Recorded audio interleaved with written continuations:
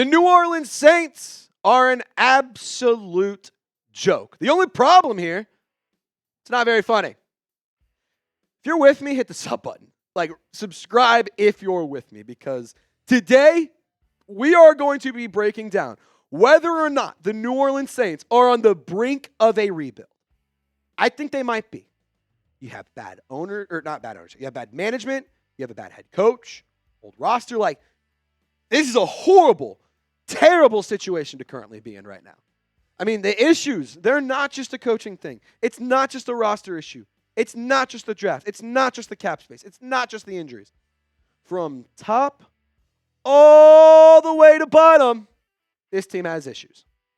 And reports, earlier this week, the Saints had a players-only meeting. It's the second season in a row that has happened. Apparently the vibes are good.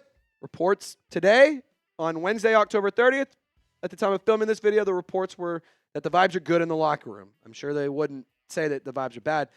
But honest question, how many coaches and how many teams do you know have player-only meetings year in, year out, win a lot of football games, have a great head coach?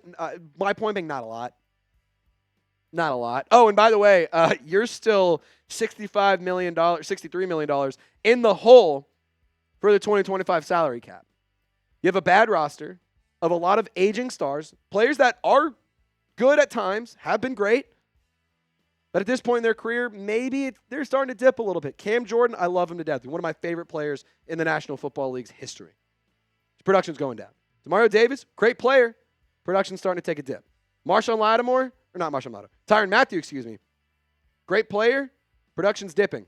He's not as fast. He's still a smart player. He's intellectual and instinctual, but my point being, the problems are deeper than coaching. There's so many issues. It's management, it's ownership, it's everything. And the first person that you can point the finger to is Dennis Allen. You're a losing head coach. This is a team that is ran by a loser. I'm not calling him as a man a loser. I'm not calling him as a man a scumbag. I'm not calling him as a man some terrible, no good, awful thing. I respect Dennis Allen as a man. I do not respect him as a football mind. As a football coach, he is a loser. He is a historic loser. He has only been a loser. Everywhere he's been, he has only lost. The Saints right now, as it stands, are the second worst team in the NFC. They have the 6th overall pick right now, and they are in the midst of possibly losing 7 games in a row for the first time since Mike Ditka was the coach back in the great year of 1999 when I wasn't even 1 year old.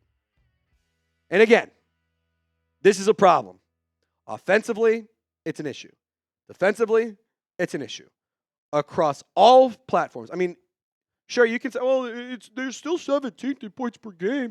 They're still doing good on third down percentage. They're still good at the red zone. Yeah, I'm going to go ahead and tell you right now, anything positive that's on the offensive side of this is purely being carried by weeks 1 and 2. So you see the numbers on your screen. We've gone through the resume. Mickey Loomis, honest question. Exactly why is there loyalty to Dennis Allen? Like, I'm dumbfounded. I don't understand. What about Dennis Allen is so appealing to you? Is he a great cook? Is he packing?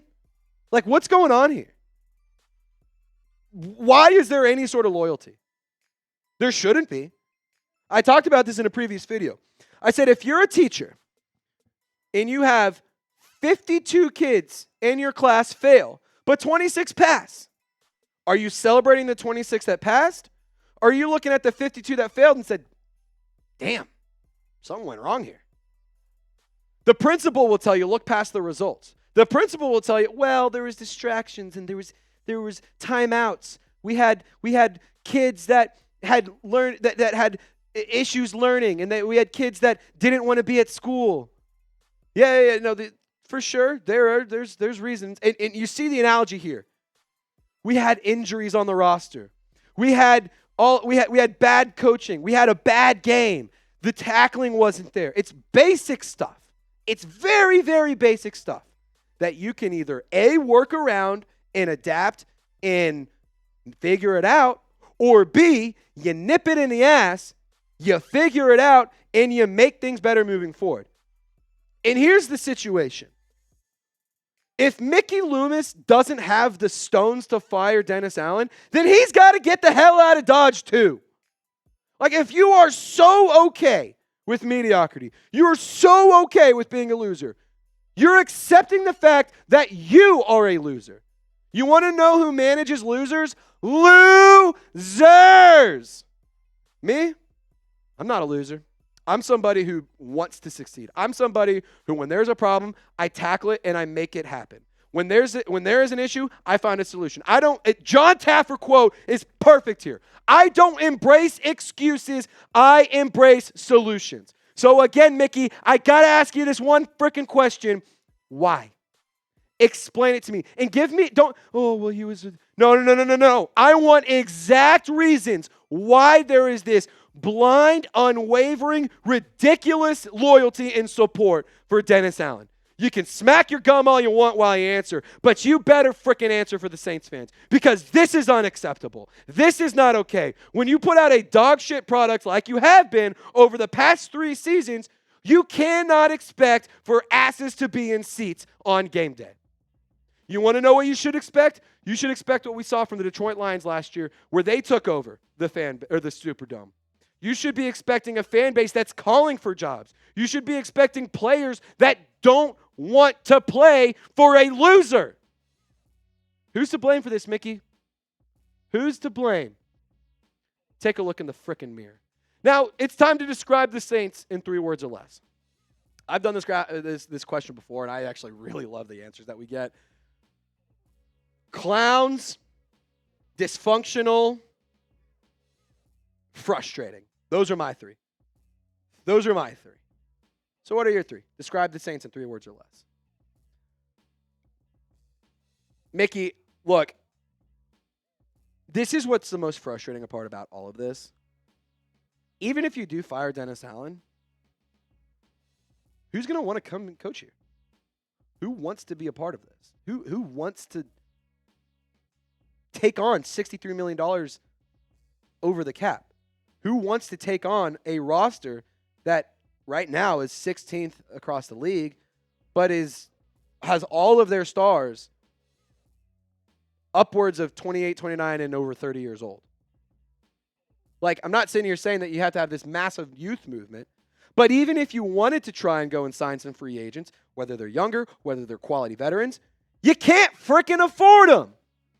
So again, is this a desirable job for any head coaching candidate? Is it a desirable location for any free agent? No. The answer is no. And Mickey Loomis, year in and year out, is taking Gail Benson's wallet. He's emptying it out, and he's looking at all the cash and throwing a damn match and some lighter fluid on it every single year. At what point do you just take the massive cap hit, Mickey, and you say, look, this player isn't good enough anymore. This player isn't what we expected him to be. This player, we gave him way too much money. At what point do you just take the cap hit on the chin, you reset, and you do it next year way better? He's literally, Mickey Loomis is pulling off highway robbery with how often he is taking dollar bills out of Gail Benson's pocket and just wasting them. Because it's not like Chase Young was some excellent addition. It's not like Willie Gay was this massive boost on the defense. It's not like Derek Carr has been this phenomenal, game-changing, franchise-altering quarterback. You can't afford top offensive linemen. You can't afford top defensive players. You can't afford top talent. You can't trade for players. You can't pay players. You can't, again, honest question. Why would a head coach or a free agent want to come to the Saints? I hate to be the negative Nancy. I hate to be the bearer of bad news. I hate to be that guy.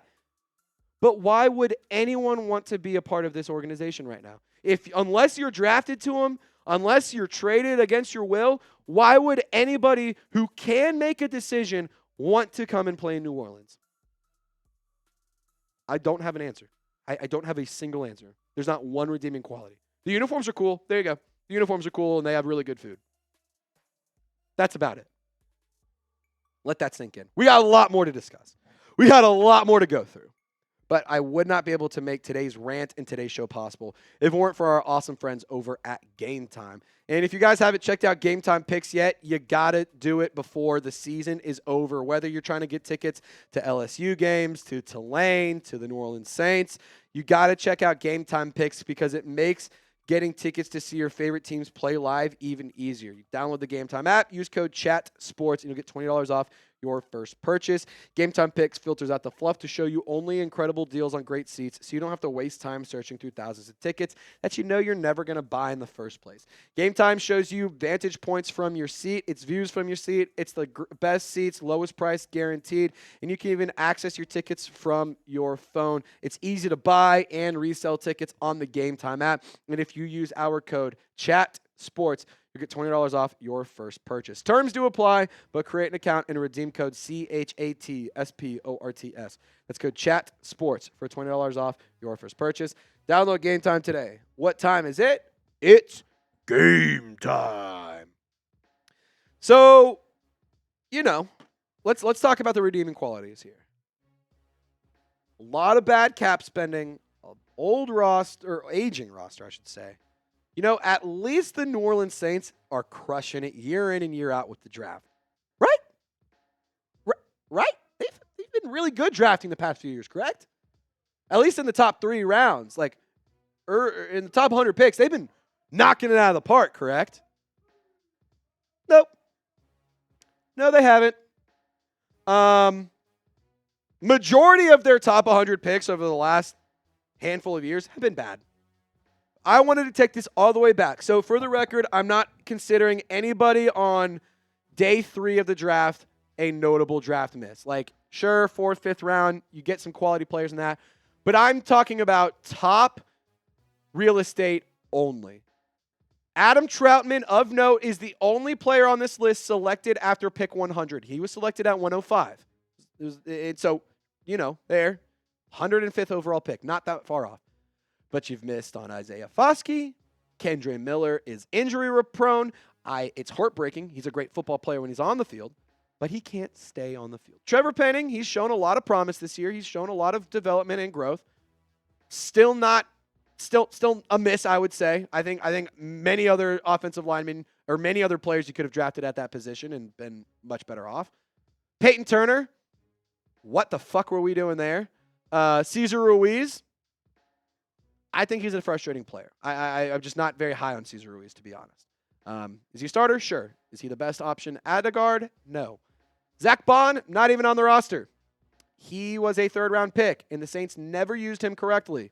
They wanted him to be a coverage guy. He is a blitz off the edge. He is a attack the quarterback. That's always been his MO. Adam Troutman, like I mentioned, on a different team. Marcus Davenport, on a different team. He's on his 3rd team now of his NFL career. And he's also on IR. So yet another injury-prone player. Oh, and then remember Traquan Smith? Yeah, he was a 3rd-round pick out of UCF, and he's not on the roster. So again, I go back to this point. You have to stop missing on top 100 picks. Whose fault is that? Right back to Mickey. Right back to Mickey Loomis. The New Orleans Saints have so many issues. Who's to blame? Who's to blame on all of these? You have a loser head coach. You have poor spending habits, and you've been bad in the draft. You're missing on the ability to appeal to free agents and pay free agents.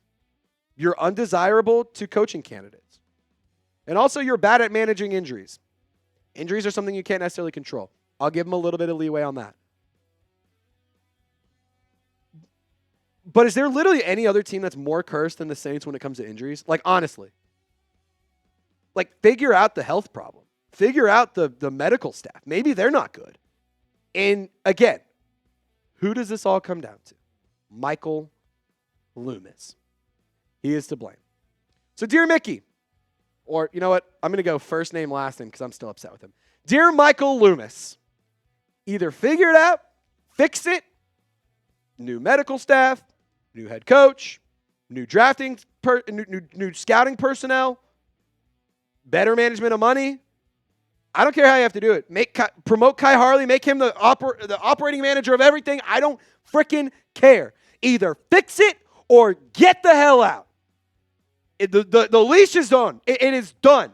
You do not have another inch. You do not get another yard. Figure it out or get the hell out of here. Saints fans are over it. I'm over it. Producer Tex is over it. Nobody is happy with what's been going on. And when you spew out and you vomit up a word salad worse than anything I've ever heard, and you're sitting here saying, look past the results, that is a middle finger to every single person who has ever bought a Saints jersey, anybody who has ever worn black or gold, and anybody who has ever proudly yelled the words, "Who dat?" Shame on you, Mickey Loomis. You should be ashamed of yourself. You should be disappointed in what you're doing as a general manager. You should be disappointed in what you're doing as a man and as a person who manages a football team. Shame on you. Now, I got to blow off some steam. I got to rant. I could have gotten a lot worse. I could have been a lot meaner. Could have been a lot more uncensored. But I decided to try and keep it reined in a little bit. You don't have to, though. Rant it in the comments. Get as ugly as you want. Say what you need. Get it off your chest. I'm here to be your therapy session. Get it off your chest. Share your thoughts. I can't wait because I think this is actually going to be a lot of fun to see in the comment section. So rant down in the comment section. Can't wait to see it. Y'all stay golden. Who Dat Nation. Thank you for tuning in. We'll see you next time.